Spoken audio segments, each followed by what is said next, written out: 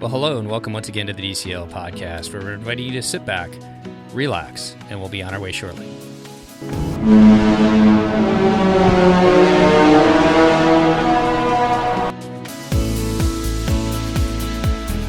Well, welcome back to the DCL podcast, your podcast to help you cruise a little smarter. And I'd like to welcome back to the show all the way down to Florida. How you doing today, Christy? How you doing tonight, Christy? I am well, Steve. I missed you all afternoon. I didn't see your face. I know. You got me up early, so I'm keeping you up late. I mean, all's fair in podcasting. All's fair in love and war. So as they say, well, we're just going to jump right into it. We've got another fun Wish trip report. And to do that, we have not had him on the show. He's a huge contributor to our show, part of our show. I'd like to welcome back all the way over in Tampa. How you doing tonight, Steve? I'm doing great. What's going on, guys?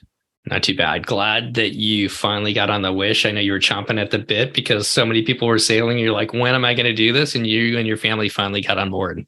We finally did. Booked it very last minute.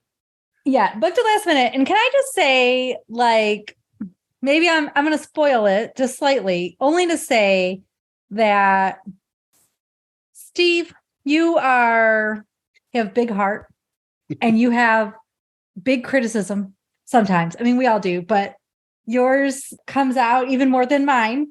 Yes. And I have never received so many like glowing reviews and reports during somebody's cruise as I have from yours. And it was such a joy. Like at first I'd get a text and I was like, oh no, what is he going to say? And it was just like all glowing.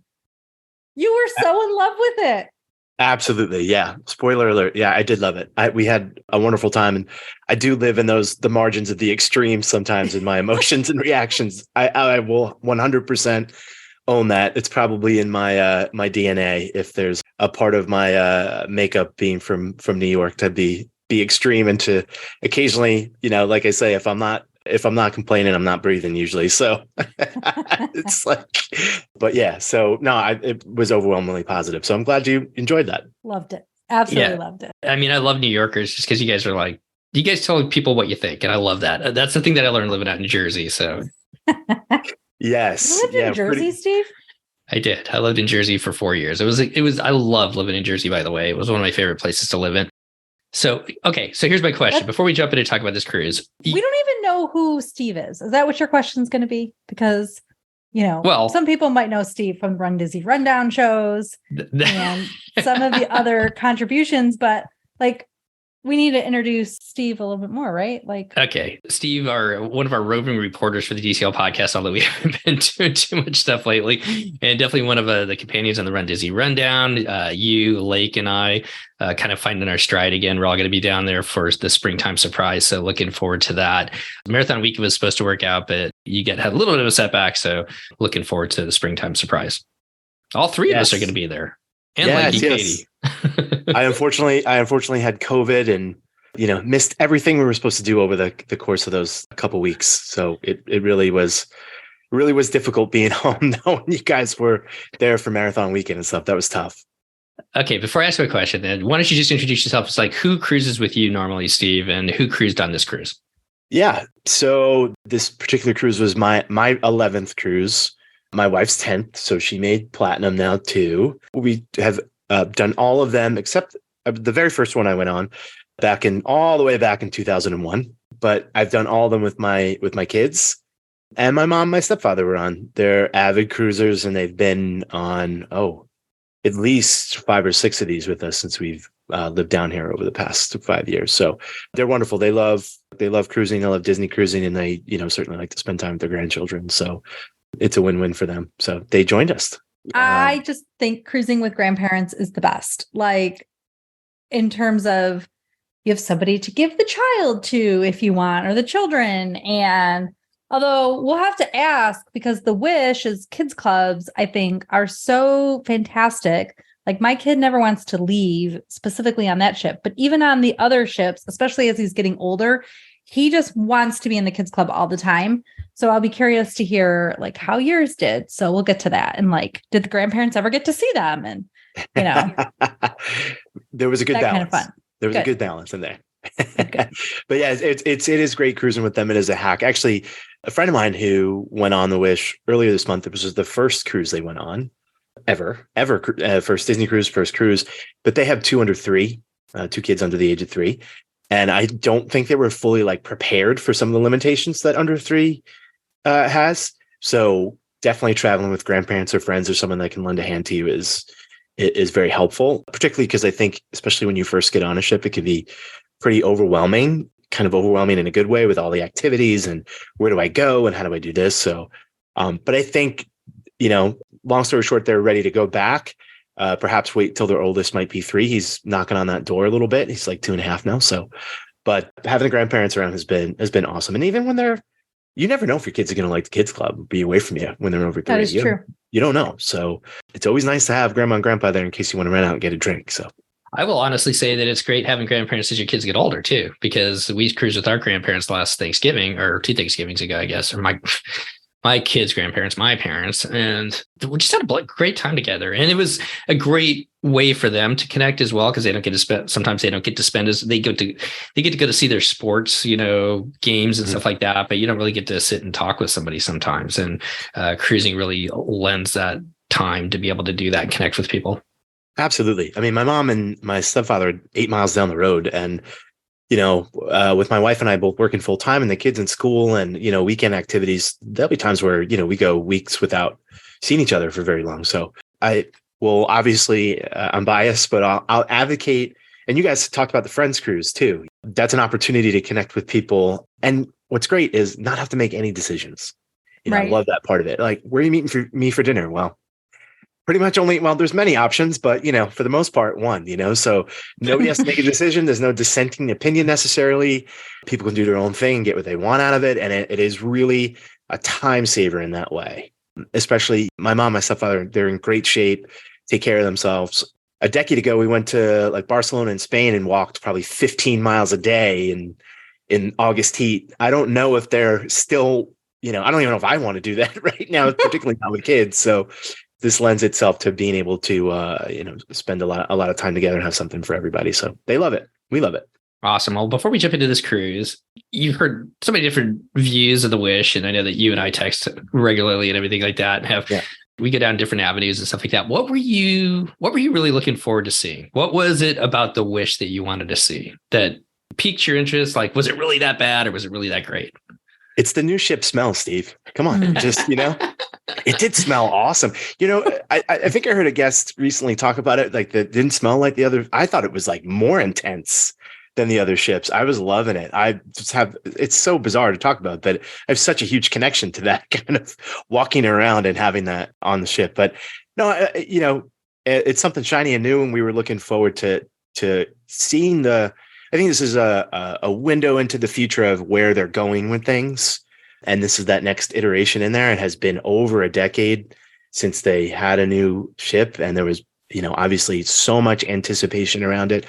And I think that kind of frenzy of expectations put a damper on a little bit of things, at the beginning when hearing the reviews. I'm actually the kind of person, a lot of people want to stay away from spoilers.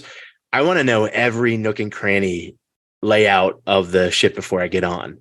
I want to know, especially on short cruises, I want to take every shortcut I can to figure out exactly how we want to spend our time. So I was glad, I'm happy for those reviews. And I was glad that in some ways, having those expectations almost be tempered down a little bit and then be pleasantly surprised by stuff for me was awesome. So I don't think there was any one particular thing. If I had to put some idea of what I was really excited about, would have been probably the kids' activities and kids' clubs and the accredited zone and the things that they're building on there. Because typically my opinion is very much tied to how much fun my family has, then I'm all right. So the family's having fun, you're having fun. That's it. Okay. That's it. That's what it's about. All right, well, let's jump into this cruise then. So you guys live in Tampa. You guys do a Florida residency rate. Any problems getting the room you wanted? And how far out did you find it? Okay, so I will say, actually, I did a guaranteed rate, a GTY. Christy can probably break down all of those different rates that you can book, but it was a guaranteed 7A room we booked it about 3 weeks out. So after we got COVID, I and all these things got canceled. I had, of course, I couldn't just let that money stay in my bank account. I had to completely burn through it. So as any good Disney fan would, right? Of course. Why would you do anything else with that money right now? Spend it on eggs, perhaps. So we got a guaranteed 7A room, and about 3 weeks out, we booked it. And I think they gave us our room about 8 or 9 days out. If I remember correctly, they assigned it to us. It varies. They gave us a 4C room on the bump out. So we got the extended balcony, a 5-person room. It felt huge. So they upgraded us, and we got a great rate. And I'm always on the lookout. The nice thing about being, 2 hours from Port Canaveral is being able to do something, 3 weeks out, especially a short weekend like that. So it worked out great. We loved our room. I did tell Christy, don't book anybody who's sensitive to noise, because we were above the edge, which is on 5. And like night 2, fairly certain people were just banging pots and pans at like 11 o'clock at night. Just, hey, how can we wake up half the ship? I was like, oh my God. Luckily, my kids didn't hear a thing, and my wife sleeps through a marching band, so it was fine. But the room itself was awesome. Awesome room. I really enjoyed how they brightened up the rooms. I loved, they had the light there. It was a Frozen theme room, and the light actually, like, it was the moonlight that in the picture. So when you had that little light over the art, it really illuminated the whole thing. Little geeky thing, but it was awesome. See this joy that you have, Steve? Yeah. That just coming out about this cruise. The light in the artwork. It's like there's like a happy little cloud over Steve from Tampa right now. That's right. Well, like I told you, like devil in the details, right? I had the intention of looking for those things when I was on. I really wanted to see, because whether we like it or we don't like it, people put a lot of work and effort behind this stuff. And they did on this ship. Oh my God, did they? The Cinderella statue, maybe not, but everything. Well, she is a little creepy, isn't she? I know. There's something about that statue. It's not. Why is that so bad? That's a topic for another story. Everybody can report back and let us know what you think. But it's a little. The details are so amazing on the ship. And then just for the listeners, I believe you had a deck 6 starboard side. That's correct. Cabin. And so forward. So just aft? Mid 663. It was close to, it would have been midship. 6634 was our room, and 6632. They connected my mom and myself too. So when you book a guaranteed room there, and you link a reservation, they will really try to put you in a connecting space. But, depending on availability, they won't always succeed. But they connected us. Okay, right. It was aft, really near the aft elevator. Really, so like mid, but I think closer to the aft elevators. Closer to the aft elevators, correct? Because there is no midship elevator. Right. And that was directly above the edge. And I actually have added, so I have a little, cabin map, and I actually added to my map loud, so that a little bit loud. I can tell clients that night 2 for the pirate night was definitely rocking. Whatever they were doing in there, they were getting them going, because it was, they were having their own pirate parlay. Probably, and I'm sure the counselors took them out on the top deck as a group and let them watch the fireworks, and then they go back down, because there's a lot more mobility with the tween and teen clubs. They don't just stay there. They have counselor-led activities. They can, they don't have to be relegated to an enclosed, secure space. But it was fine. I had absolutely no complaints about it. The room was awesome. Disney did a great job upgrading us. Check-in was, my God, I think we were on the ship in 5 minutes. Wow. So easy. Yeah, it's unbelievably easy. And I love now, it didn't do this before, but you get your kids club band now as you check in.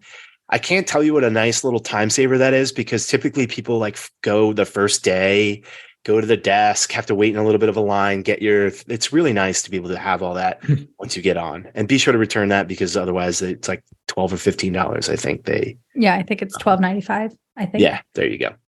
So easy through the port. I totally agree, especially depending on what time your port arrival time is. I think after the first rush, it's super easy getting on the ships. What was it like for you and your family getting on the Wish? Oh, it was great. The kids were so stoked. So this was a complete surprise. We didn't tell them we were going. We got them dressed for school And they had their backpacks. My wife popped out of the trunk of the car. They thought she had gone to work already to school. And then they were like, oh my God, where are we going? And then your wife was in the trunk of the car? Well, yes, in the trunk of the SUV. So she wasn't really like, sitting in the back of the caddy over there with De Niro and Pesci, waiting for her. If you catch that reference. No, she was sitting in the back of the 5-person, the 3-seater in the third row, and then like popped out and was like, surprise. And so we took him over. We were going to take him to go play mini golf. We've just added that on at Fantasia Islands, I think. By the, whatever it is. Yes, by it was cold. It was pretty cold that morning. Mm-hmm. We woke up, it was about 46 degrees, which is pretty cold for here. We pulled an audible, went over to Epcot quick, rode Remy, got some food at Trattoria, and we're like, okay, we got one more thing going. They thought that was it. And then we just started driving out to Port Canaveral. And what's so funny is we've done this to my son before, but now he can fully like read everything without. And he's like, I know where we're going. And I was like, that's the Kennedy Space Center. And he just goes, boring. And I was like, oh my God. So I told my wife, I was like, let's just tell him, as we're going. So it was a complete surprise. They were had totally just found out pretty much as we were just pulling up to the ship when they saw it. Yeah, they loved it. I mean, they now have a better recollection of previous cruises and have like a reference point to compare it to. And, Henry, my oldest, was super, he knew exactly. He's like, I want to try out the Credit Zone. Of course he's obsessed. He's like the Avengers area. And his number one thing was the VR, like roller coaster stuff, which he loved while we were on. So. And remind our listeners how old your boys are. 7 and 5. 7 and 5, and they've been going. Henry, since he's 6 months old, 7 months old, he was on the Wonder in April of 2016. It was his first time. So fun. Yeah, Miles was on also when he was about 7 months old. He went on the Dream in February of 2018. So first time my son ever slept through the night was on the Disney Wonder. Ever. I'm telling you, that ship rocking adults and kids alike to sleep. It is beautiful. That's right. And let's talk about how good the beds are on the Wish. Oh my God. They are so heavenly and fluffy, and the blankets are so soft and lovely. They're so good. They're so good. Steve, what'd you think of them? You know what? I don't necessarily remember them because I think like the beds are so good on all the ships. So that didn't really necessarily stand out, but that's not a good or bad thing. It was next level. I spend my time in so many hotel rooms that like it all just kind of it all blends together. Like I don't even know. Comparison to your Hilton garden hotel bed versus the Disney Wish. In those sheets. And I'm telling you, the Hilton Garden Hotel, I don't know where you stay, but they're not buying like $3,000 sheets. So after our July Wish cruise, somebody in the cruise group looked up the cost of those sheets. Like to get the clearance set of the fret, or however you say it, sheets, it's like $600. And that's the 50% off or 75% off set of sheets that are on every single one of those beds. Wow. They probably get a little bit of a discount because they buy in bulk, but spare no expense. But still, no, I mean, that goes to your point that you were talking about earlier is as far as the details.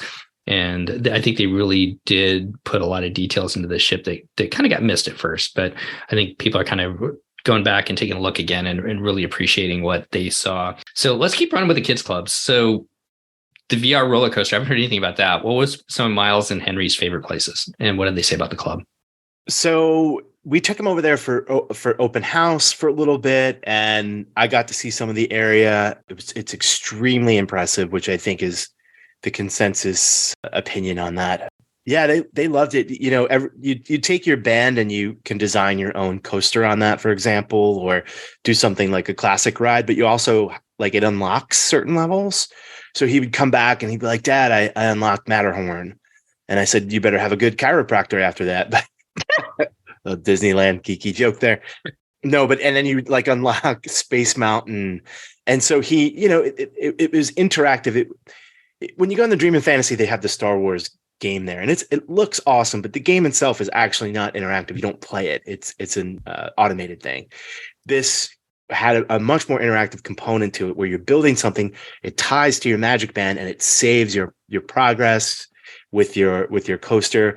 Same thing applied for like the Avengers area with the, creating your own, your superhero in that zone, and then using that like avatar of a superhero in the game, in the virtual reality game. And then they had a frozen space that was also interactive with the kids' Magic Band. So a lot more advancement in the technology of the space and the interactivity of it. And they really enjoyed it. I would say they spent on average 2 hours a day there over the short cruise, at least. That's it? Average. Maybe 2.5. I mean, we really spent a lot of time together. They ate every dinner with us. Like typically on a longer cruise, sometimes they don't even eat the dinner with us. We get them, some, grilled food up on the top deck, and then they go down. So, they went to the theater with us. Like that's kind of a new thing for us too. As you watch your kids get older, they could sit still for a little bit and enjoy the theater. So they did the theater at night with us. They did dinner with us. We were keeping them busy throughout the day. They were hanging a little bit with grandma and grandpa, but after dinner is pretty much that little window of period when they would go in before the show for an hour, and then like an hour or two before dinner in the afternoon. So that's when they were spending their time in there. They loved it. It was great. So you can't use the same Magic Band, can you? When you go back on, you get a new Magic Band. So there's no way like to save it and continue to build on the levels or anything like that, is there? I don't think you can. It would be an interesting thing if they could do that, like actually track you to, return trips and stuff. But I don't think you can. But through the course of your cruise, obviously they can track you. All right. Well, before we get to food in the lounges, because I want to drink around the Wish with you for just a couple of minutes. But what did you guys think of the shows? The kids came did you guys see all 3 shows, or what did they think? We did 2 out of 3. We had seen Aladdin on the Fantasy. I know this is a different production. I heard it's really good, but we were really testing their limits of being able to stay up that late. And by the last night, they were really fried. They were pretty tired. So we want to push our luck too much because they did really well. We saw Seize Your Adventure, and we saw the production of Little Mermaid. And I know some other folks I thought the seating was very comfortable, and the seat itself was very comfortable. More comfortable than on the other ships.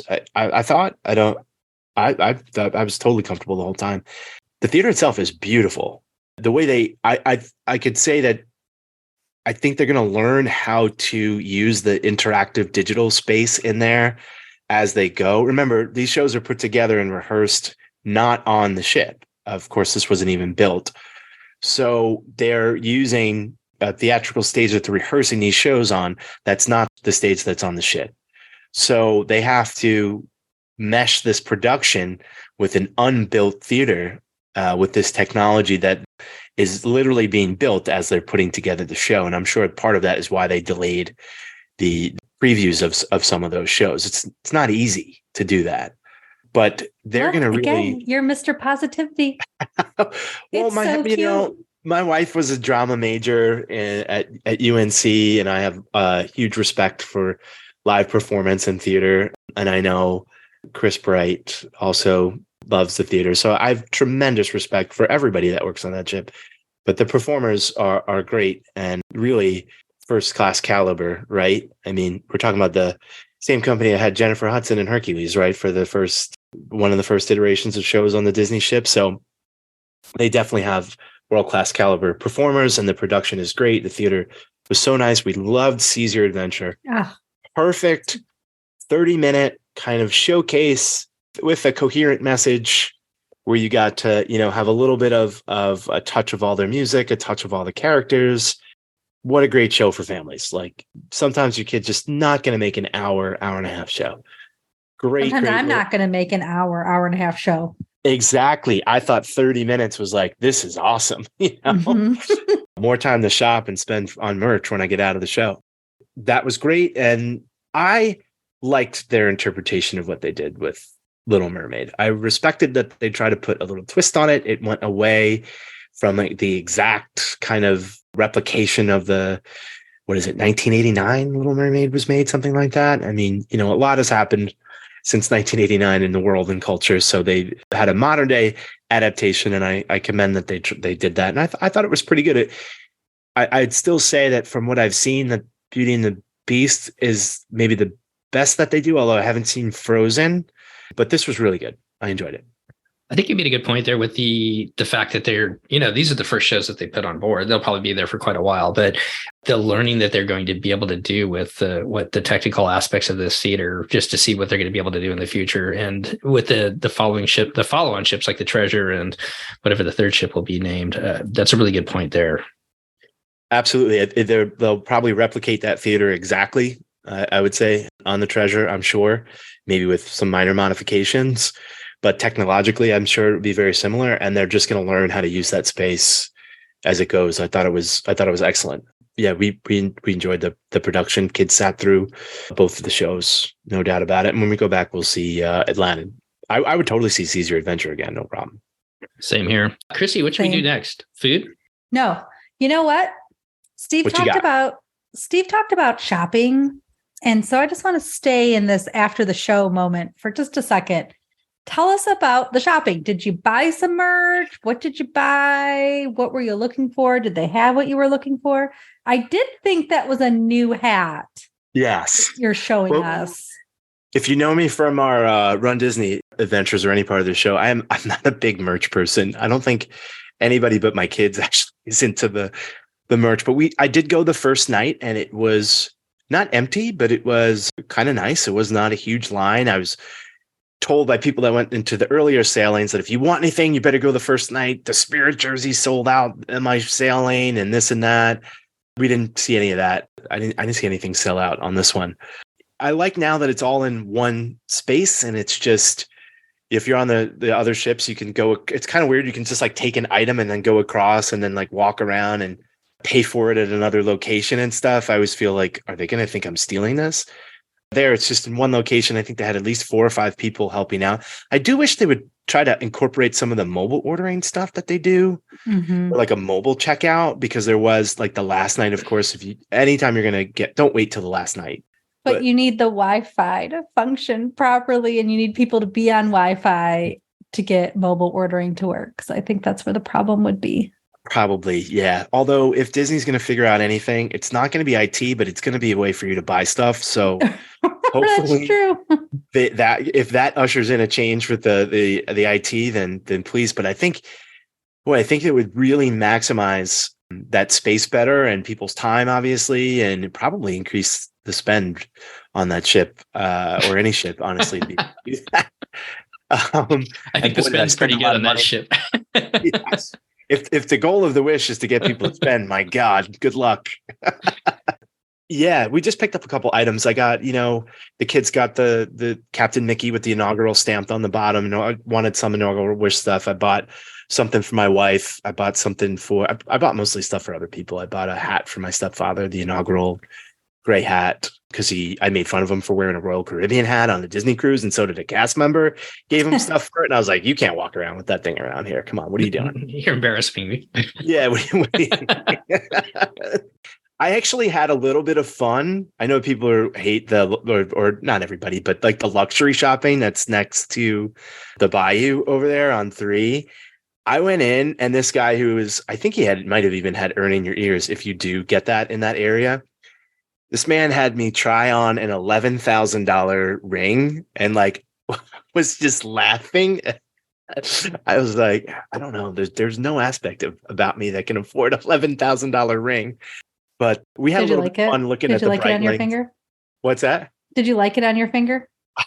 I like somebody would cut it off just to grab it. I don't know. I'm too paranoid about it. We had some fun looking at the watches, and I think did you get the pendant that they sell? The Pandora pendant? Oh, cruise pendant.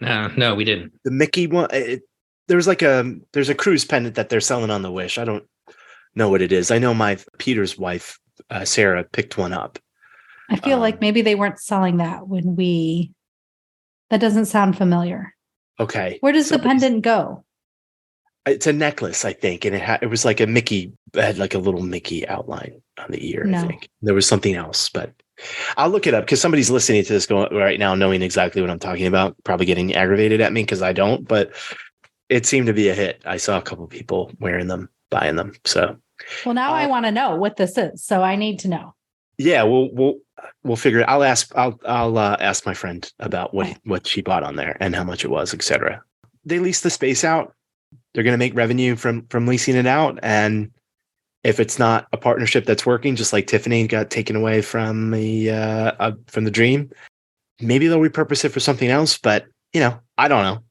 There's enough places to get a drink and a coffee everywhere on the ship. I mean, you can't add another bar there. Maybe I don't know, some common space, because my liver was hurting by the end of the trip. So. Well, see, I think Steve has transitioned us again to the next topic. Well, I was thinking about that, but do you want to do lounge or food? Because should we get some food before we go drinking? Because that can go sideways if you start drinking before you get some food. I mean, it probably already is, but sure, yeah. We can go have some food. What did you think of the restaurants on board the Disney Wish? So the first day is always a little bit chaotic. We went up tomorrow. So this was a little bit disappointing in the first day. The sit down was like at capacity, the sit down lunch. We saw that on the Fantasy, Steve. I don't know if we ever talked about this, but it was at capacity over Christmas.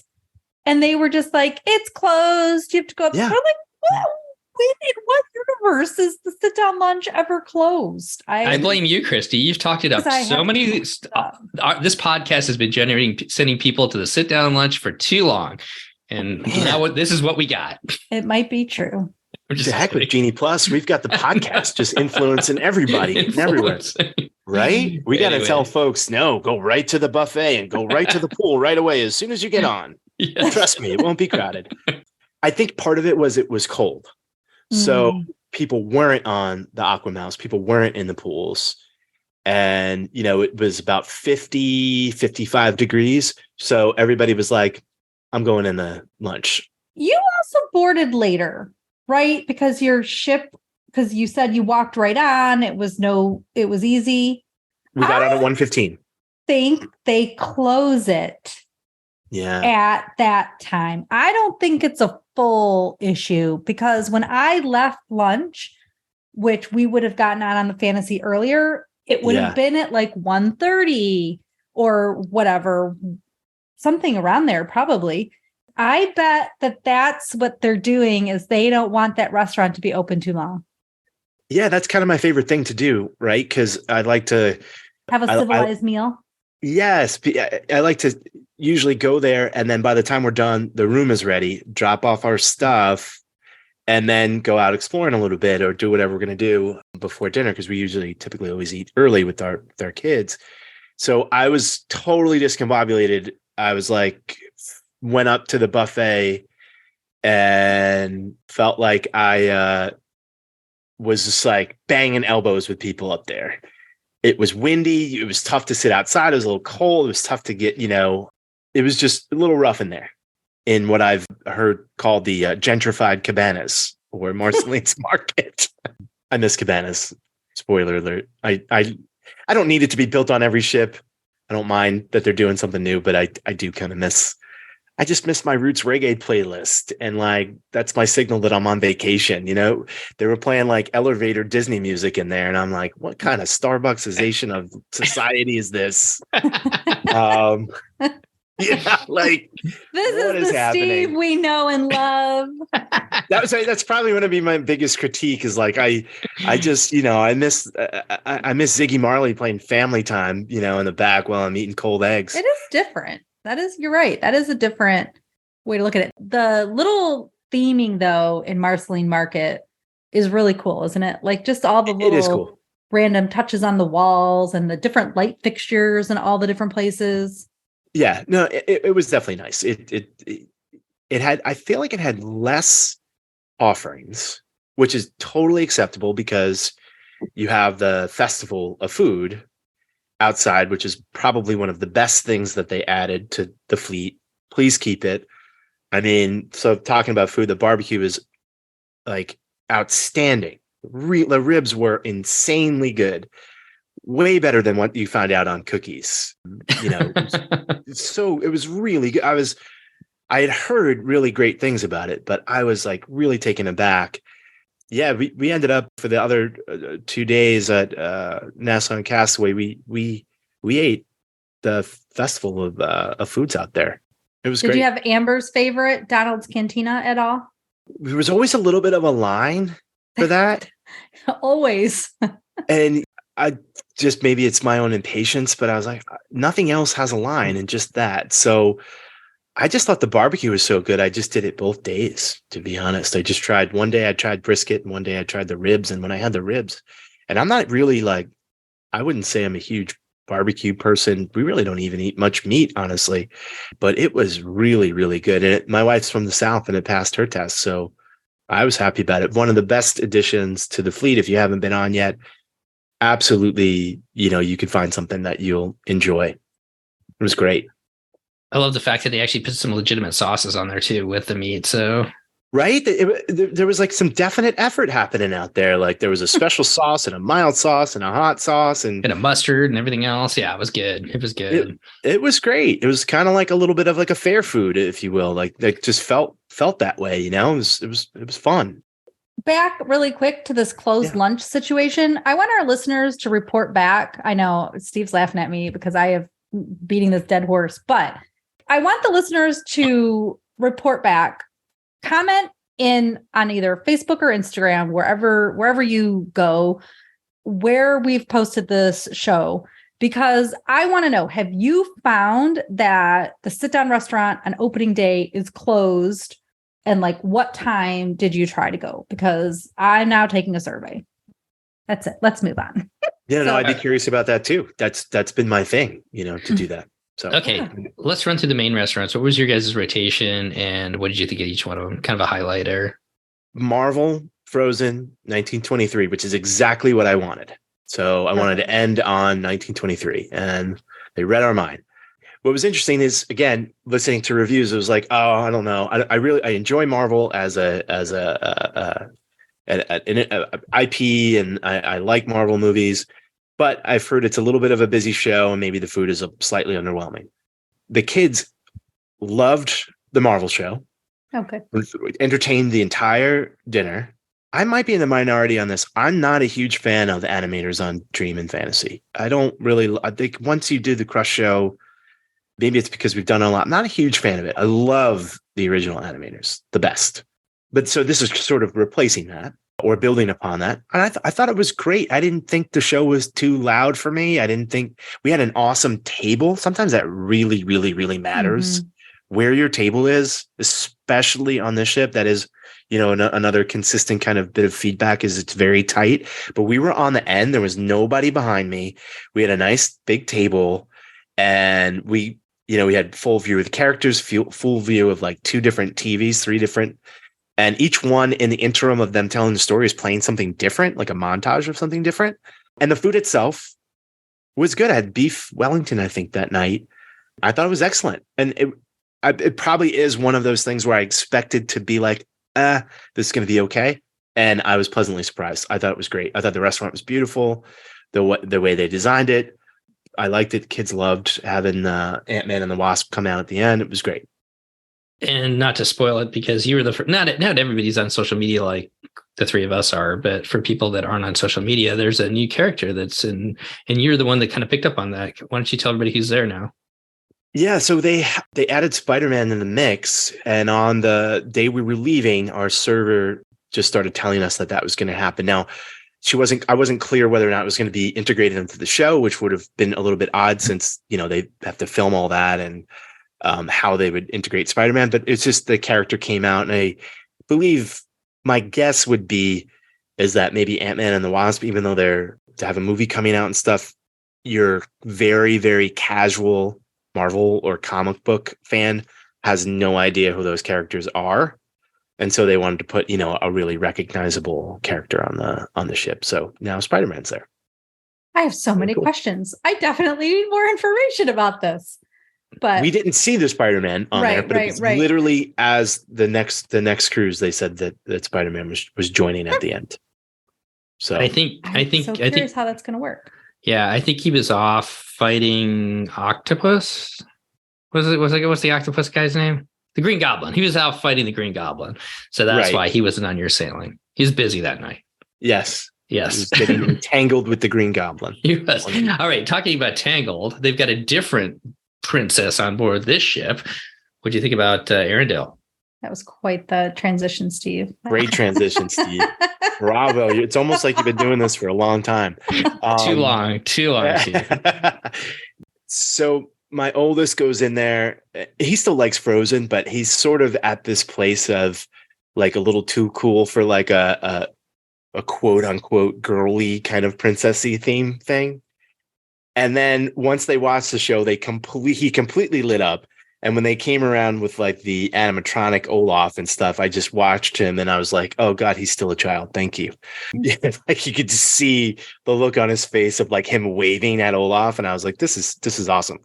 But the performers were wonderful. Our table was a little rough. So I gave the kids the side that they could see the stage. We were kind of behind a pillar, somewhat close to the stage, but like back corner by the window.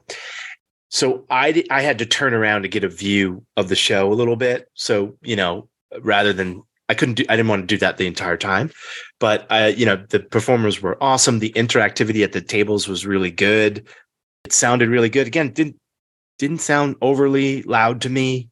Wasn't distracting. And I guess my guess is it's going to look like that and maybe be like a Coco restaurant next time for the treasures. My guess. I don't know. Maybe. Right? Could you see like, Un Poco Loco, like right in that middle stage? And I mean, the restaurant is from that you walk down the corridor all the longest way corridor, themed, but it's themed the entire way. Yeah. The bathroom is themed, the wallpapers, it's themed the whole way. It's not just in the restaurant. It's really cool that they did that. So I was really impressed. I think I didn't pay attention to the menu and I ordered the scallops and I think the food in there is like a little hearty. You know what? Like it just like I had that scallop dish with the bread on. Yeah. That puff. Yeah. Yes, the puff paste. Right. And it was good. I just was like, I thought it was going to be like a light dish and I just didn't realize it was like something. So the food in there is kind of hearty, which is a little bit weird for a warm climate ship, but perfectly understandable for a cold climate place, right? So Like I would say that in there, get ready for a little bit of a heartier meal. And my wife ordered one of the fun cocktails too, the frozen fractal that she really liked. There was like all this glitter in it and everything too. So that was good. Yeah, it was really good. Oh, and I'll mention in Marvel, the key lime pie was phenomenal. I think you had a different menu than we did. We definitely didn't have beef Wellington or key lime pie on that menu. I'm going to pull up this menu right now to make sure you guys actually believe that I was on the ship.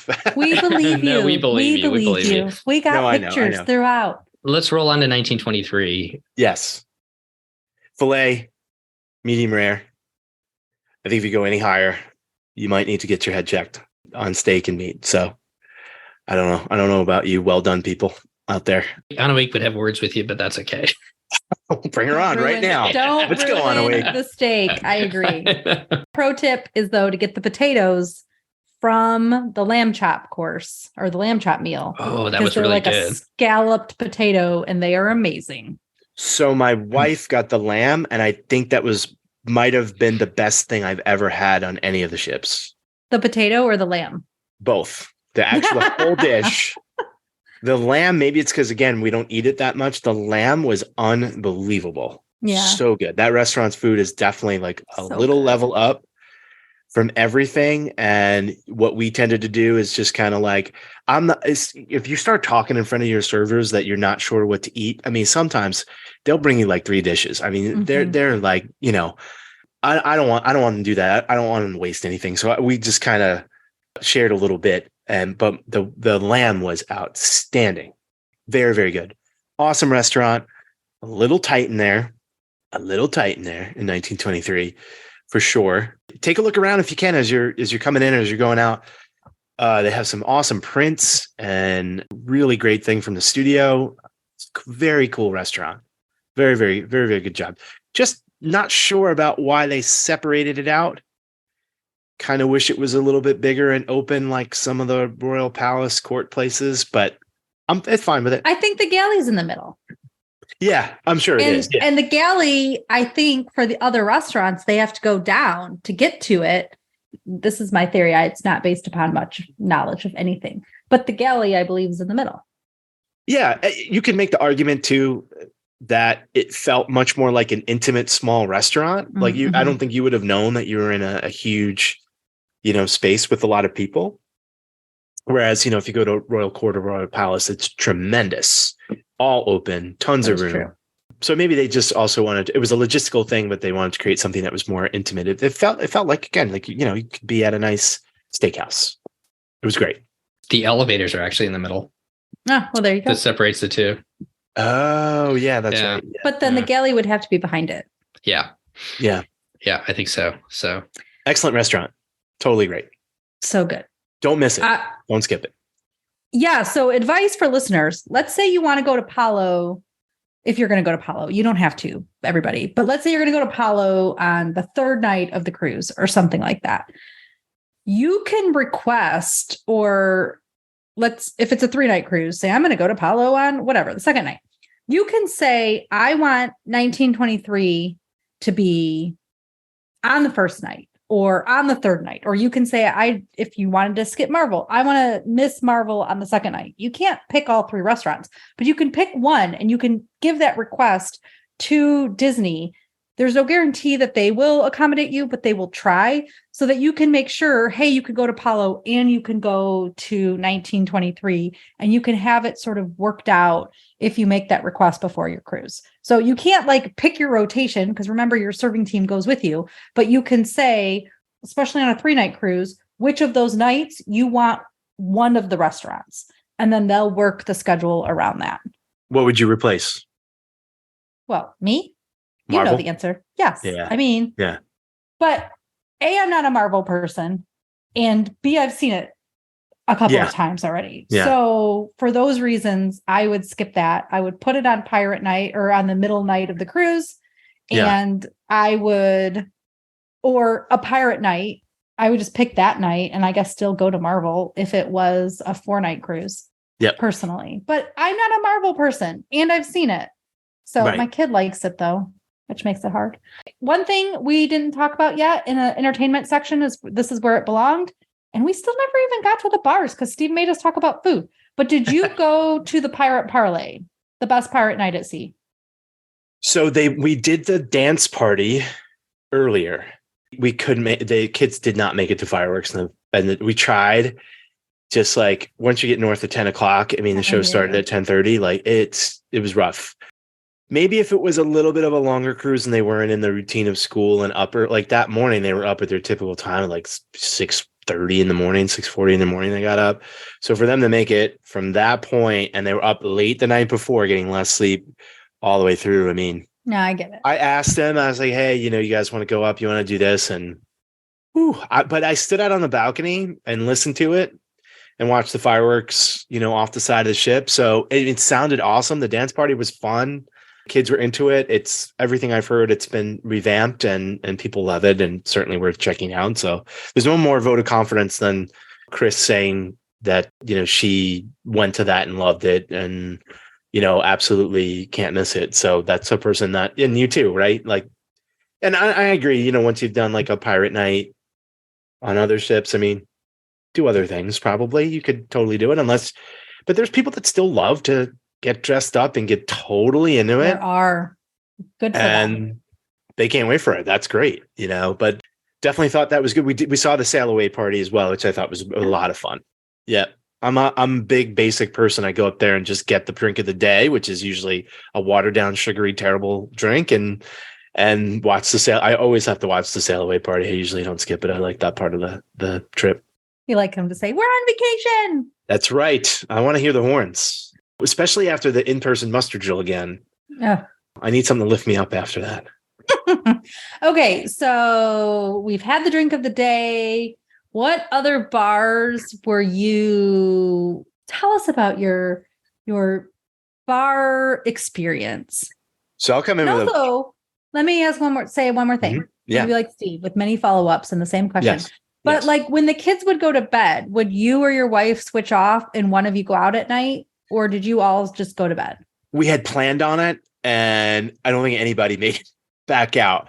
I think one night I had my shoes on, fell asleep on the bed, and woke up with my phone on my face because I was looking at the activities, being like, okay, because I like to end the night on the other ships. I get in this little habit every once in a while of just going out to the pub and doing a typical stupid male thing of like watching sports and talking nonsense.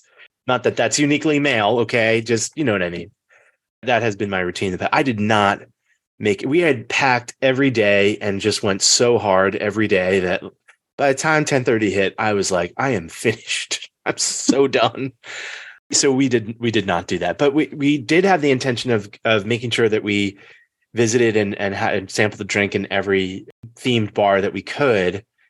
And we successfully did that. And my piping hot opinion is, drumroll please, I really liked Hyperspace. It might have been, so before 9:00, we brought in, the kids were allowed to come in. We got a little booth. It was not crowded in there. We got one of the booths. It's not Oga's. It was never intended to be Oga's. It's not going to happen. That comparison is not it. It's a little bit sterile, but what's fun about it is the interactivity for us in there with some of the servers, with the kids, and the fun levels of drinks, and like we were suckers for the smoke bubble machine. They kind of were entertaining us with the drinks, and people were in there getting, really into it and having fun. And so that part of it, I think, was what I enjoyed about it. And I love the sound of that door and going into that compartmentalized space. It makes absolutely no sense that there's a Star Wars bar next to the Grand Hall of Cinderella. Don't even think about it being cohesive theming. That makes zero sense. I have no idea why you're going into hyperspace after in Cinderella's castle or whatever you want to call it. But who cares? I guess at this point, it's the modern day Walt Disney Company. I'm not going to get caught up in that. But I enjoyed it. We enjoyed it. The kids bought the little pour glass. That was another piece of merch we brought home. They made them they took a kiwi and made like a baby Yoda out of it. I had the stout in there, Steve. It was very good. Somewhat strong. Just be careful. Very, very, very strong stout. But it was great. It was a fun experience. A good place to pop in and get a drink. Did I want to spend the whole cruise there? No. But I enjoyed it way more than I thought I would. We probably I'd say we went to the bayou and spent the most time there. I don't know what it was. I liked that it was open. People have said that they don't like it. I like that aspect. Little underrated thing about the Wish that I think is good. When you pop your kids over to the slide in the kids club on 3, you turn around, you have a ton of options just a couple steps away. That wasn't always true. The kids club was pretty far away from like the adult district before. So you got to go up from, let's say your room is on 8, 9, or 10. You go down to 5 is typically where it is on the Dream, right? You drop them off. And then you got to book it over to the other end of the ship to get over to the adult area. This was kind of nice. They just went down the slide. And within 2 seconds, I had an espresso martini in my hand, sitting in front of the bayou, and my wife ordered a Sazerac. It was great. It was really great. And you were right there when you wanted to go pick them up. It was so if you got that text or you got that, notification and you're on 3 or 4 at one of the lounges, super easy to go get them, super close by. So a bigger ship, but some things like that were smart. They knew that parents were just going to drop and go to dinner or get a drink, and it's all contained in that space. So that was really nice. Loved Nightingales had the music, and we got the little bird butt drink there, whatever that's called. I thought that was great. Probably comparable to the Ooh La La or Pink, I think, on the Dream, which I actually love the champagne bars on the other ships. Probably one of my favorite places to get a drink. Skyliner is hyperspace, so there's a little bit of that, right? The screen stuff. So there's definitely some comparison you can make there. And probably one of the more beautiful areas on the ship is the Rose. I thought the Rose was magnificent. Views of the ocean, hit up the Sommelier Bin, got some really nice champagne. For those of you who don't know, that's what replaced the Meridian in between Paolo and what is Remy on the other ships is Enchante on the ship. So Rose was awesome. Was impressed with all the spaces. Probably spent the most time in the bayou, though. Did you go to Paolo or Enchante at all? We had thought about doing Paolo. I was going to go down and like I was just going to go down to main dining and just get the kids fed, and on the first night say hello to the servers and get a little drink, because I didn't anticipate loving every main dining experience as much as I did. So I was trying to like only focus on Frozen in 1923 and maybe like you said, have something to, but I was like, yeah, we'll be back. We'll go back on. We'll have to do it another time. Even though I had my free platinum. Now that you're platinum, gift. We'll take advantage of it in March. And did you remember to order your in-room platinum gift, which they used to tell people about, but now they don't seem to? Give me a card. They don't do that anymore. We got a card the last couple times because the kids always end up ordering the chocolates, which kills me. Well, but we didn't get a card on the fantasy. Yeah, we got one. What? Yeah. They forgot you. It's like DVC. DVC always forgets us. We never get any of the DVC stuff. Used to forget me. That is hilarious. Yeah. Our room steward was much to be desired, though, on the last cruise for us. So I'm assuming that card was related. Yeah. So everybody listening, if you are platinum and if you are newly platinum and if you are not lucky like Steve to get the card anymore, there is an in-room gift. And you order it at from room service anytime you want throughout the cruise. And you can either get a bottle of Prosecco, a chocolates, Disney Cruise Line chocolates, or I want to say chocolate covered strawberries. It's like there's a third gift. Yeah, I can't remember what the third one is because we always end up getting the chocolate. So yeah, and I always get the Prosecco. I had no idea. Yeah, I had no idea. And there's no charge. There's not even half the time. Like sometimes they leave it when you're not even there, so you can't even tip them. So, but you can tip them if you see them. But so remember to call room service and to get your included in-room gift throughout your cruise. Now that did not know that, I will do that next time. Thank you. We got they called us to make sure my wife's Castaway number and ID was somehow not showing up, so I had to correct that at guest services. So she got credit for the sailing. Then they gave her the appropriate gift as well in the room because they didn't leave any. And I was actually, so I got the platinum gift, which is the cooler, the backpack cooler, with things like, this is actually a question, and I don't even know. With your platinum status, if you have two people in the room that have platinum status, do you get it's one gift per stateroom, right? And it's one Palo per stateroom. It's not per person that's on there. Well, it's for every adult. So you can't go to Palo, like you and your wife are in the same cabin. You can't go to Palo on 2 separate days and have included Palo. But both of you can go to Palo. So like, and it's a dollar amount now, right? Technically, it's like $45. Oh, they credit you even if you don't get the prefix? No. Yes. Okay. No, I mean, it's either the prefix or it's like $45. So either way, because you have to pay gratuity at dinner. You don't have to pay gratuities included at lunch, but gratuity is added on at dinner, which is an addition. It's just a $45. So when you get it, you're going to get $90 off if there's two of you from your bill. And if you do the prefix, obviously the 45 covers it, but then you could add on to it. And obviously. And if you had a person in your cabin that was not platinum, both adults would still get the included meal at Palo. I also think, Disney, are you listening, that you just need to give $90 off if somebody chooses to use it at Enchante. Like, what do you care? Give the $90 off. So if it's Enchante or if it's Palo, especially because people can't always get into Palo.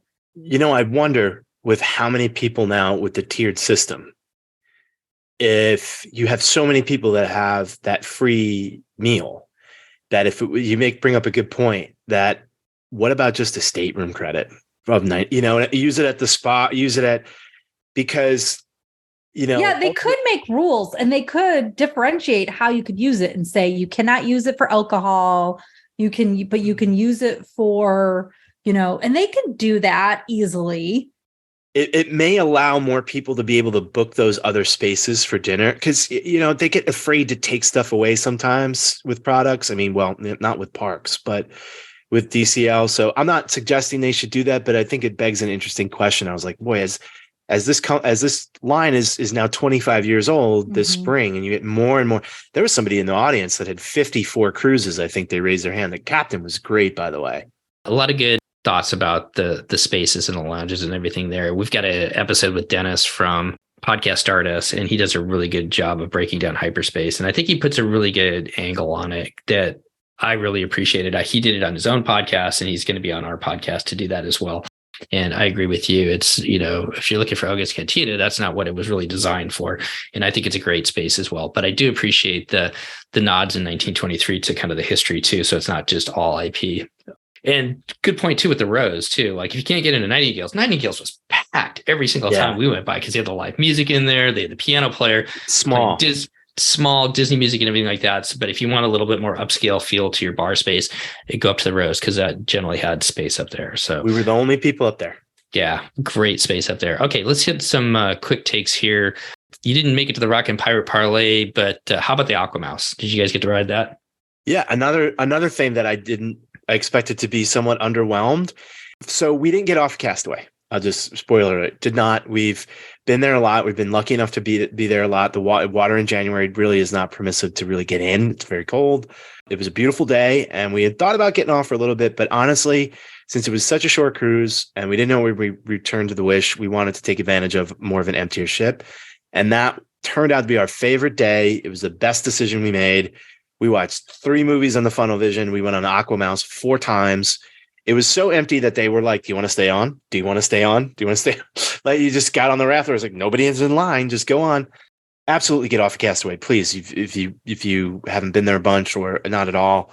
We had a lot of first-time cruisers, I think the Wish is attracting a lot of first-time people, judging by the poll that they did before one of the shows. And the captain was asking, who's a first-time cruiser? A lot of first-time cruisers. It was great. And I liked it. I liked what I thought it could be, as well as I was like, boy, they're getting close to making a pretty good dark ride that here. It's getting there. They have to build something that's pretty inclusive from a adventurous standpoint. I don't think they want to get too adventurous. The Aqua Dunk is pretty adventurous from a ride at sea perspective because it's a drop. But the kids, again, really liked it, appreciated they put a little bit of technology into it. Boy, would I love to get some sort of log flume at sea or like a real drop and dark ride. That would be so cool. I understand that there's bigger expectations from a company that specializes in theme parks and entertainment. But again, I was pleasantly surprised. I thought it was fun. I know on the Aqueduct, people are like, well, you can see out over the ocean. And I don't know about you, but I'm not paying attention to it all that much when I'm on there anyway. But you're getting hit in the face with water. Are you really looking out at the ocean? Right. And there was a component to this where you are out for a little bit. We enjoyed it. We enjoyed the Aquamouse. I loved the layout of the top deck and the different pools. We spent a lot of time in the Chippendale pools, which was almost like it was like a kid's adult deck, like a quiet space in the back until you guys warned me about the horns, luckily, because, oh my God. There was some poor girl. She was just like, she was in tears after they blew the horns. It was so loud up there. That's not funny, but it's really funny. No, it was so bad. I felt so bad for her because my ears hurt too. I was like, holy cow. Yeah, so just be warned. If you're up at the Chippendale pool, which is the very front of the ship, the horns are right above it. If they blast those things off, they should give like a little bit of warning or something, I guess. Or they did give a warning, but you don't realize it's going to be as bad, I guess. That bad, because it's never that bad. Be careful up there. Yeah. Mm-hmm. So you like the pool layout. The kids like the pool layout with the multiple layers and everything like that with the pool deck. Whatever we lost in some of the quirks of the elevators only being able to reach because of the way things are tiered, we gained, and how awesome I think that is laid out. It really disperses crowds very well. When I was talking to some folks that opened the ship, and they, again, this is just some of the cast members that are telling me, I take it at face value, that they took a lot of guest feedback to heart, particularly around the top deck. So I think some of the quirks in the layout that you guys are getting from, I understand the adult deck is small. We honestly I just walked through it. We didn't spend any time on it. We went to those like big loungers on the 12th, those big, spa type loungers over there. whatever we lost in some of those quirks, we gained, I think, in a great way to disperse crowds. And it seems to be easier for them to close the pools now, because when they have events and stuff, you don't have to shut down the main pools on that deck. So you can just leave the chairs arranged and you could just leave the pools, for the most part. So that part was great. I loved what they did with that deck. Everything about the festival food and everything up there was great. No complaints. The video screens are amazing too. Cause like when you go from the Wish, we went from the Wish to the Wonder, and it was like, oh my gosh, it was like going back to watching. It was like going from like back to watching a VCR. Totally. And it was really impressive too. I think I told you this. The audio was really great also. Yeah, so it was not just the visuals that were awesome. The funnel vision was crystal clear, and they had the extra screens now on the stage that they use also for the outdoor deck parties. Those like 3 or 4 TVs that they have over there. Those screens are amazing. Okay, they're great. So I've got 2 more questions before we wrap it up here. Okay, so and hang with me, Steve. Yeah, you were training for the marathon. You're a marathon runner. Ready to do that kind of stuff. So, elite athlete heading into the Incredizone. How did you do against your kids? Not expect that was your question. Let me just say that it ended with my shorts almost falling off me, and my wife has it on camera. Oh, so if she ever just wants to blackmail me, she can threaten to send it to you. And a woman's blouse fell off before I was on there, and they had to get on and say, please do not wear loose tank tops or. So, it was super good. It's made for the littlest of people to run through that area. I flopped down the slide, like did one of those things where the person had to yell at me. She's like, sir, you can't go face forward down the slide. I was like, I didn't go face forward. I tumbled over the top trying to beat my 5-year-old who absolutely kicked my butt in every sense of the word. It was so fun though. The kids did it probably 5 or 6 times. Was it still only running on the Nassau day? Do you recall? That's the day we did it. And that's a good question. I have to go back. I think I screen capped some of the activities on the 3-day, and I wonder if it was on Castaway, because we didn't go over to that area on the 3rd day. So I don't know. But the day we did it was the 2nd day on the Nassau day. And I think it was open for probably 5 or 6 hours, I want to say, because it's probably a lot to set up. So they don't want to collapse it, because the other time the space is open with the basketball courts. Mm-hmm. I doubt they put it up that day 3, but I can look.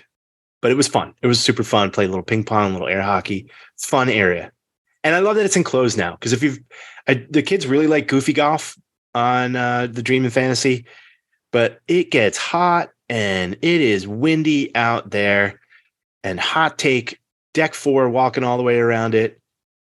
Miss it a little bit, but if you've ever taken a run while the ship is moving, you can't tell me that that's a practical thing to do. Because on one side, the wind is at your back and you think you're, like Prefontaine. And on the other side, you think you're walking because it's into your face. All right. So rest in peace, deck 4. Go get on a treadmill. I'm good. Okay, last one. I'm gonna throw this up to a little softball throw for you. Yeah. A little softball question. I know this is near and dear to your heart. Cast members. Talk about the cast members. So I heard, that the service was, I think, a little bit rough.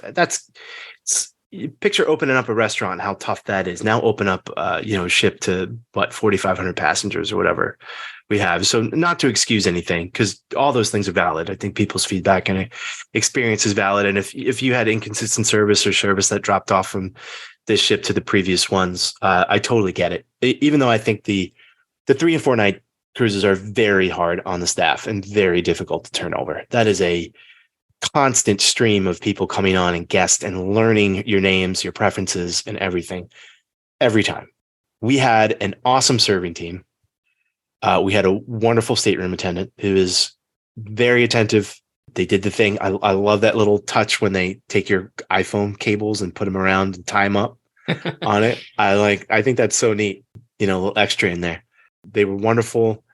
I met some people that I knew that were on the Dream, folks that worked in the Cove that were in now one of the coffee spots on there. Saw some old faces, so that was cool. And it was Disney service. There was no difference. I knew what cruise line I was on. I I know a lot of people were, earning their ears on the ship, but I knew what cruise line I was on. It was very consistent, coherent service from previous experiences. So just the best. And, take your time to get to talk to them and get to know people. I for me, that's like the best part of it. I really mean that. I love to. What other opportunity you get to speak to people from so many different backgrounds, cultures, and countries in one place? You don't. Typically, when you go to some place, you're dealing with, for the most part, a homogenous experience. Not necessarily always this multicultural thing. So I love taking advantage of that. They are, I think, unequivocally the best. So I would, treat them well. They'll treat you well. I saw something I'd never seen at guest services. I saw a gentleman berate a woman so bad at guest services that she was crying and had to get her manager over. And I went over there and I was like, I am so unbelievably sorry that had to happen. No matter what was going on, it is never okay to do those things to people, So anyway, that's a rare thing. That's definitely something I don't see in the ships very often. But wonderful people. One particular cast member that was on our serving team, he was saying was from the Ukraine and couldn't go back to his country and had to come on early. He's a Palo server, and Disney got him back a couple weeks early. And you would never know he didn't know anything about main dining, but he typically works in Palo. So yeah, just awesome people. I'll leave it at that. They're just the best. I love that. Well, Steve, thanks for coming on and sharing your experiences. And I kind of lied, I guess. Christy, did you want to talk about the closed lunch one more time?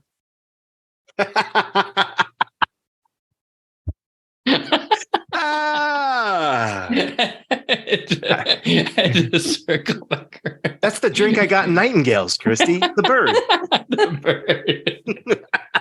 I was going to cut this out, but maybe I'll leave it in. I like that. Wow, I like Steve. Wow. This is why we are not allowed to record twice in a day, because I want to flick you. I know. It's a good thing I live on the other side of the country, because Hilarious. It would hurt. All right. In all honesty, though, congratulations on making platinum. That is super cool. Glad you guys had just an amazing time on the Wish. Final thoughts. I'm going to leave it to you, Steve, as far as people heading on the Wish. What advice would you give them after all the cruises that you've been on, sailing at a Park Canaveral? Anything else stick out that you want to talk about? Absolutely beautiful ship. Really great, particularly with young kids in what I think is the best kids clubs that they put together by far. And they already are the gold standard for that. So really great. Looking forward to what they do on the Treasure. I think getting a Coco restaurant show instead of Frozen. You saw that we have the Aladdin theme, so we go from the lighter colors to now the darker colors in there. Maybe some Moana show instead of Little Mermaid. For Steve, they put the Hatbox Ghost in the Haunted Mansion, so he's going to be super stoked about that, and I would be too. I think that's great that they take some of the original IP from the parks and one of my favorite rides and putting that on the ship. That's to me, that's like a real tip of the cap to the fans, in my opinion, because the casual person that maybe has gone to the parks like once or twice is not like familiar with that stuff as much as maybe we are. So that's a real tip of the cap to the people that keep coming back. So more of that stuff. Didn't have any dead ends either. I had no dead ends. I don't know what these dead end folks were talking about. Did you guys get dead ends? The dead ends are like on like Norwegian and some other cruises ships like that. No, there are some though. Like if you go to where the elevators are, or you go around the side or whatever, and you think you should be back where there's an elevator, you actually hit a dead end. Yeah, okay. I see that. I didn't hit a dead end, and I had no problem with the buttons. Yeah. So aren't you lucky? Look at that. Keep putting me on the Wish. Disney, if you're listening, this was a free promotional podcast for you. All right. Isn't it every week? Yeah. All right. Put it in my veins. Shoot it in my veins. I'll be back in March. Well, thanks so much, Steve. So you guys are heading back on the Wish in March. Or no, you're on the Fantasy. Wait. Dream. We're running the Dream. The Dream in Nice. March. Excuse me. Yeah. So, Disney Plus subscriber offer. love it. Yeah, for spring break. So Miami. yes. Yep. So I don't love Miami, but I'll do it. Yeah, it's, you know what, you're there so short. Who cares? The yeah. driving there is insane. It is Wow. The city of Miami's fine. It's the driving to the it's port. the driving. Yeah. It is literally insane. I was just telling somebody, I've never seen so many horrible accidents as I have on the trip on the turnpike to Miami. It's a straight road. Like, what is the problem? How is it so difficult for people to drive? And there's like cars flipped over all the time and like mangled up and crashed into each other. I don't understand. Yeah, we're going the day before, and I'm going to try to get the earliest possible port time just to get over there and say my blessing. I'm fired up about it because I have to drive to Miami passenger to Miami on Thursday, and I'm not looking forward. Right. And it's craziness. Circus Uber the whole way. Circus Disco. Yeah, no, I'm not going on Virgin. No, Circus Disco in the traffic world. Yes. So, all right. Well, as we finish out, Steve, thanks you so much for coming on and sharing your experiences. Thanks for being such a huge supporter and part of our podcast for so many years. And look forward to bringing you back on soon to talk some more Disney Cruise. I can't wait till the treasure comes out. We're gonna have a lot of fun talking about that and whatnot. But it was fun to catch up on the Wish. And if anybody's going to be down for the springtime surprise, look for Christy, Steve, and I. We will be out there running that 10-miler. So. And I think Leah's running as well, right? Am I wrong? No, she was supposed to run the 10K at Marathon Weekend, but we were all sick, unfortunately. All right. Well, look for us springtime surprise too, and I know that we'll be talking between now and then. So, any final thoughts, Christy, before we get out of here tonight? No, Steve. Steve, go ahead. You want to say go Rangers before we get out of here? You just said it for me. Thank you. There we go. Let's go Rangers. Go sports ball. Let's go sports ball. That's for Chris, because I know she listens to all our podcasts that she's not part of. So anyways, all right, as we get out of here, thanks so much for everybody for coming back and taking a listen, and we'll see you soon on the DCL podcast. Goodbye, everybody. Bye. The DCL podcast is not affiliated with the Disney Cruise Line, Walt Disney Company, Adventures by Disney, or Run Disney. All of the opinions expressed on our shows are those of the hosts and the guests who appear on the show. If you have any questions about any of these products, please contact the Walt Disney Company.